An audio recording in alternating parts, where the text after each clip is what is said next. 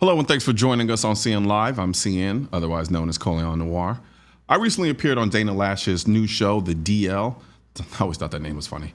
To talk about racism and gun control. Let's take a look. What better way to maintain dominance over an ethnic group than to ensure they're disarmed? It wasn't that they said the Second Amendment doesn't apply to these people. It was they're not considered people. Because if they're considered people, they would have the right to own firearms. Even though the slaves were freed by the 13th Amendment, some states still prohibited black people from being armed. And so you get a whole spate of state-level laws, either explicitly barring African Americans from enjoying their civil rights, or doing so cleverly. For example, by restricting what guns are available, maybe to those who served in the Confederate Army. Well, we all know who served in the Confederate Army and who didn't. You do the math. It was designed as a tool, in the words that they used, to prevent any reprisals against former slave owners. Our first guest posted a response to that show on redstate.com. Please welcome writer Kira Davis. How's it going? Thank you. Great to be here. Absolutely. So first of all, I want to thank you for sharing the video. When I first saw the kind of completed piece, it definitely blew me away. I remember doing the interview, but completely forgot about it. It's kind of how things happen in production. You completely forget what you do. And then when I saw it in its final form, I was like, wow, that's powerful. So besides tooting my own horn about it, what made you want to post the video? Well, gun control is an issue that I've had an interest in as a writer for quite a while. Mm-hmm. I used to be very anti-gun, and I'm very kind of liberal in my views about everything, but especially the Constitution. And my husband and I lived in the inner city, and we had 2 small children, and he had to leave us for several months for a job. And I realized that I didn't have any way to protect our kids and myself against what was going on in the area we lived in. And so I told him, I think I need a gun, but I'm scared to have one. So he said, if you want to do that, that's fine. We'll sign you up for lessons, and you can learn how to use one safely. And I remember the first day telling the instructor, who was really like a typical Indiana redneck permed mullet. It was permed, but it was also mullet. It was crazy. It was like she had cowboy boots on and her jeans were tucked into her cowboy boots. Like she was straight up redneck. Her name was Sue, and she was like, Kira. She thought, Kira, you have a responsibility to your family to keep them safe, even if it doesn't line up with what you think is the purpose of guns. So she taught me how to shoot, and that first time at the range, I felt so powerful, so empowered, I should say. Yeah, don't run from that word. I hate. Sorry, I didn't mean to cut you off. And the reason I say that is because I see a lot of people catching themselves when they say that. It's kind of we almost want to soften the idea of empowerment and say empower instead of powerful. And I think there's been this notion that's been creative where it's taboo to consider yourself powerful because it's automatically assumed that you can't control that power or you're going to do something evil with that power. People do awesome, great things every day with power. So I don't want people to run away from that immediately. Of course, when that power is being used irresponsibly to do insidious and malicious things, and of course we need to shut it down. But yeah, I just want to point that out. Sorry. Well, no, I think you make a great point, and especially as a woman, I do think that word gets twisted for us. I mean, we talk about power in terms of sexuality these days, but we also are supposed to be anti-gun as women and thinking women and intellectual women. And one actually saps power from you. You're actually giving power to somebody else, through your sexuality. Yeah. And the other actually gives you power. So that's a great point. I think I'm going to write a blog about that. There you go. See? Content is king, right? But yeah, that's why I really changed. And so it really, and then I started reading about the Second Amendment. I've always been a curious person. I'm Canadian by birth. Okay. So I don't have an American education. So there's a lot I don't know. And what I read did not line up at all about what I had originally thought about the Second Amendment, what I thought it was for, why I thought it was written. And so that's how my views changed. So to see this, to have been a Black mother raising Black kids in a Black community, and seeing, you know, the realities of life in communities that aren't as insulated as some others in America. A video like the one you were in that Dana aired on her show speaks to me, because it tells me that what I know instinctually, that this is an issue of keeping something out of my hands that can level the playing field for me as a woman and me as a Black person in America legally, not just level the playing field against those who would do me harm, but also against a government that has had less than pure intentions towards Black Americans in the past. Yeah, no, absolutely. I mean, I remember I did a video years ago, and the video title was how are Black leaders anti-gun? And the biggest point of that video for me was kind of like, why would I take my own safety and place it in the hands of a government who at one point did all of these atrocious things to me, or allowed them to happen to me unfettered? That doesn't make any sense to me. So now we're living at a point in society where I'm not being denied the right to protect myself with the most effective tool to do it. Why would I shun that and push that away? Or why would I have it and then give that power back when there were tons of people who fought for the right to have that power? I know a lot of people like to think, with respect to the civil rights movement, that that it was only based on the idea of equality from the stance of being able to go into certain restaurants and things of that nature. But it also had a lot to do, and maybe underlyingly so, the whole idea of being able to protect myself as a human being. And, I stated it in that video, they didn't even consider you a human being. So therefore they can deny you the rights that were typically accustomed to being placed with people who were people. And so I absolutely agree with that wholeheartedly. You mentioned something about, you kind of grew up having more of a liberal mindset. And then that thing's kind of changed after your husband kind of went away.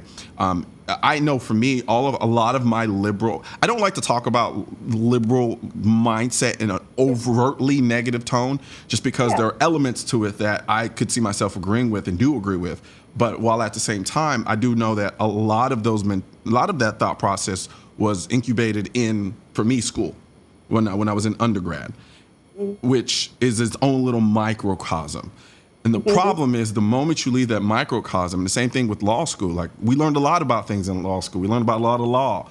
And not necessarily the case how it's not exactly how it goes down in reality, though. The way you would apply the law in law school is not the same way you apply it when you get into the real world. And I think a lot of people have that kind of eye-opening experience when they come into the real world and realize, okay, this extreme version of being a liberal is not really to your best interest. When the reality starts to kick in, and like you said, go ahead. Sorry. Absolutely right. Exactly. No, was my experience too. I had an idea. I had ideas and thoughts and opinions, and I find a lot of my friends who are afraid of weapons and afraid of the Second Amendment hold those opinions. They've actually never been in a situation where they're threatened or where their family might be threatened, and haven't really thought about it very deeply beyond the fact that people get hurt with guns. Yeah. So, who could be against, now making sure people don't get hurt with guns? Yeah. No one's against that. Like, it's not because I own 1,900,000 guns doesn't mean I'm against the idea of not hurting people with guns. I'm going to party at your house. Now I'm going to put you on the spot real quick. And so I ask this question because it's a very unique question in a way that, in my experience, the vast majority of the Black women that I've encountered aren't really into firearms. I have my perception as to why that is, but you have a more unique perspective. You have something that's more relatable. You are a Black woman. So from your experience, is there any particular reason why that is the case? Is it unique to Black women, or is it something that holistically, as a whole, Black people tend to have this mentality towards? I've actually always been surprised at the number of Black people I know that are pro-gun. Gotcha. Because typically in the Black community, we vote in one block, we vote as Democrats and we vote as liberals. And so gun rights aren't really a cornerstone of the Democrat platform. So I've always been surprised at how many Black people I know are very adamant about defending their Second Amendment rights. I think it might be more of a woman thing than just a black woman thing. Gotcha. I actually hadn't noticed that before, but I guess, yeah, most of the black women in my family don't shoot. But yeah, I think it's women. As women, we are nurturers by nature, biologically. It is not within our nature to pick up a weapon. Although if someone does get in between us and our, it's a situation you get forced into. that's kind of what I wish women would see about this issue. So is that it is empowering, to go back to that word I tried to use before, but it is this idea of that, when I was faced with the idea of someone coming between me and my children, that is when I decided I was going to use every tool at my disposal to stop that. So I think it's counterintuitive on one hand for women to pick up a weapon that is designed to repel violence with violence. It feels counterintuitive, but I will tell you, ladies, that it is the opposite. I mean, that first time you fire, it is just like,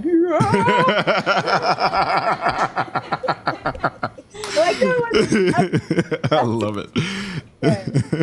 No, you're absolutely right. That sense of empowerment. I mean, I think for a lot of people, we subconsciously walk through life just assuming the suit of victimhood. Like, we just assume if something happens, that's so be it. I'm just going to be a victim of that. I hope it doesn't happen, but I'm just going to go through life understanding if it happens, it happened.